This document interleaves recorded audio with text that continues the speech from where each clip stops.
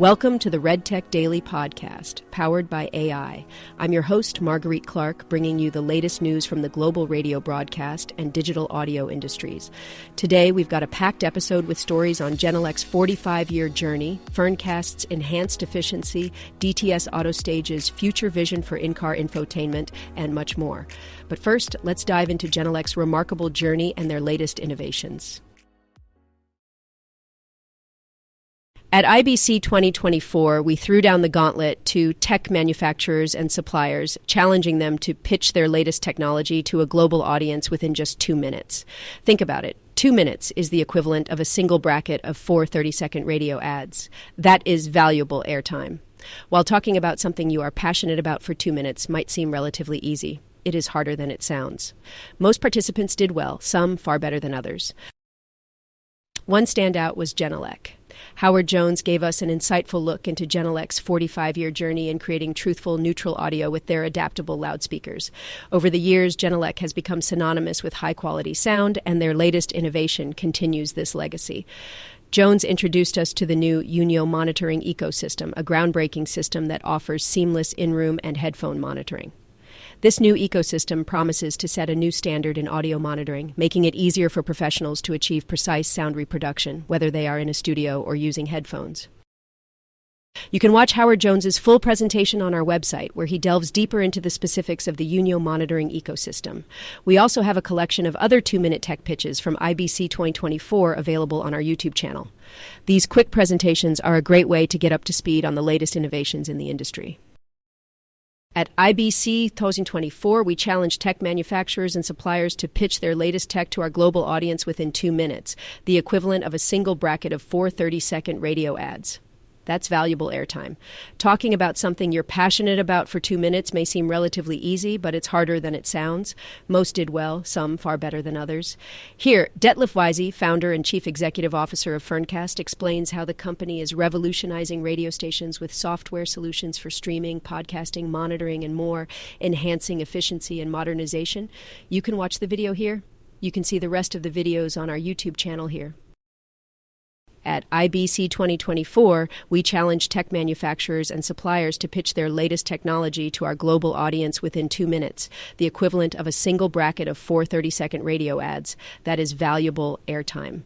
Talking about something you are passionate about for 2 minutes may seem relatively easy, but it is harder than it sounds.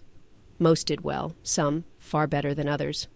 Here, we learn more about the future of in-car infotainment with DTS Autostage. At IBC 2024, the company featured a BMW X3 to demonstrate the seamless integration of radio and video, high-quality imagery, and free analytics for broadcasters. You can watch the video on our website and see the rest of the videos on our YouTube channel. Following the recent Radio Academy Festival, the Radio Academy has announced 4 fellowships.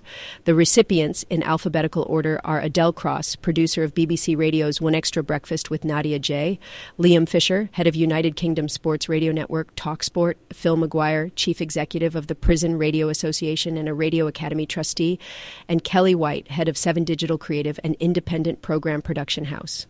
A release explained, "The fellowship is the highest honor awarded by the Radio Academy, recognizing outstanding contributions and achievements in audio, as well as a commitment to the values of the Academy, to share knowledge and experience with others for the benefit of all in the sector."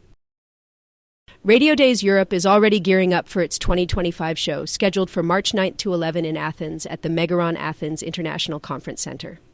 Early registration is now open, and the event will feature summits focusing on programming, sales, podcasts, artificial intelligence, audiobooks, and youth. Radio Days is also inviting speaker suggestions for the event. In addition, sessions from the 2024 Radio Days Asia show are now available on their YouTube channel. This early announcement underscores the event's commitment to driving forward-thinking discussions and innovations in the radio and digital audio industries. Comparing numbers to last year, IBC 2024 grew from all points of view, a 4.6% increase in visitors, 8% more exhibitors, and a 3.3% rise in exhibition space. Visitor attendance clocked up more than 45,000 with the usual peaks on Saturday and Sunday, but noticeably increased attendance on the remaining 2 days.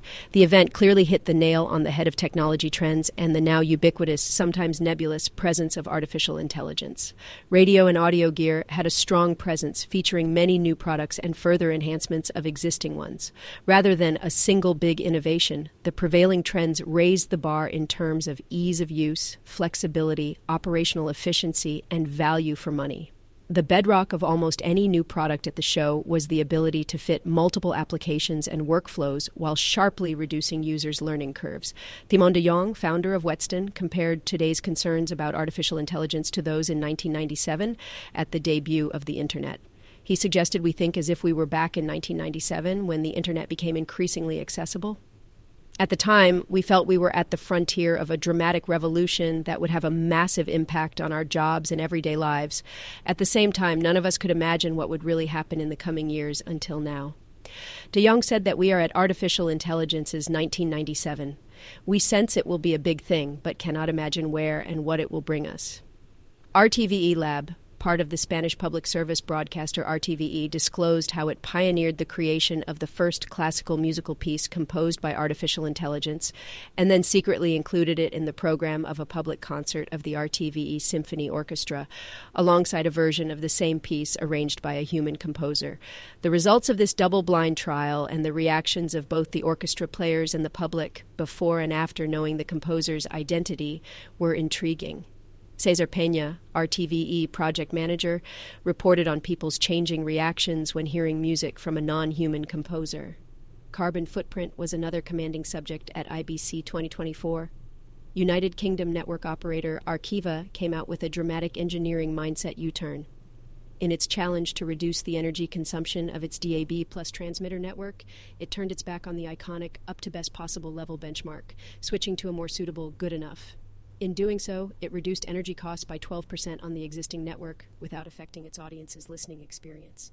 Various sessions examined how the audio broadcasting industry is fighting disinformation in the news, including the recently standardized Coalition for Content Provenance and Authenticity, which groups many key players from the media and technology industries. This coalition fosters an open technical standard, providing publishers, creators, and consumers with the ability to trace the origin of different types of media, including still pictures and audio files. IBC 2024 showed that artificial intelligence is no longer an outlier, although we may yet discover what changes it will bring to audio broadcasting. Mostly, the new technology on offer promised what we have come to expect: greater flexibility, improved efficiencies, and better value for money. Mentoring and Inspiring Women in Radio Incorporated has teamed up with Beasley Media Group to launch a new initiative to support women in digital radio sales. The Digital Sales Mentorship Program is a year-long initiative open to U.S.-based female radio and digital sellers or managers with at least 3 years of sales experience seeking to advance their careers in digital sales. The chosen mentee will receive monthly coaching from an experienced mentor and guidance from digital subject matter experts. Key focus areas will include digital marketing, streaming and podcasting, digital video, social media, client return on investment, and overcoming client objections. Applications are open to one female digital seller from any U.S.-based radio company. The deadline to apply is October 14th, 2024. MIW is thrilled to offer this mentorship at such a pivotal time for our industry, said Ruth Preslaff, MIW board president. The digital ecosystem has transformed radio, and now more than ever, guidance and leadership are essential. This mentorship will help provide the direction needed to navigate these changes and foster success. Preslaff also expressed gratitude to Caroline Beasley and Beasley Media Group for their support in launching the program. You can find more information and apply on our website. That wraps up today's Red Tech Daily podcast. Thank you for joining us as we covered the latest in the global radio broadcast and digital audio industries. For more detailed articles and updates, visit our website at redtech.pro. I'm Marguerite Clark, and we'll catch you in the next episode.